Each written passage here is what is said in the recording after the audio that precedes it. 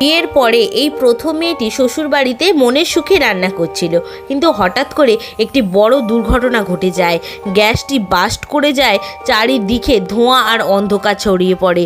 তখনই মেয়েটির নাকে সেই ধোঁয়াটা ঢুকে যায় এবং মেয়েটি অজ্ঞান হয়ে মাটিতে পড়ে যায়। তখন তার হাজব্যান্ড এসে তাকে কোনো রকমে ধরে ডক্টরের কাছে নিয়ে যায়। ডক্টর তার ট্রিটমেন্ট কী করে করলো সেটা জানার আগে চ্যানেলটিকে সাবস্ক্রাইব করে ভিডিওটাকে একটা লাইক করে দিও প্রিয় বন্ধু।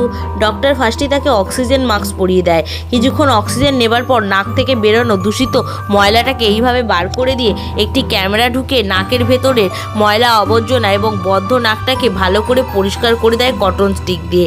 এরপর দেখা যায় ছোট ছোট সাইজের লোম, যার কারণে মেয়েটি নিঃশ্বাস নিতে পারছিল না। সেই লোমগুলিকে চিমটির সাহায্যে ডক্টর এইভাবে টেনে বার করতে থাকে এবং নাকের মধ্যে সিগনিটাকেও পরিষ্কার করে দেয় এবং ছোট ছোট সাইজের ফোঁড়াটাকে এইভাবে ফাটিয়ে দিতে মেয়েটি সম্পূর্ণ সুস্থ হয়ে ওঠে।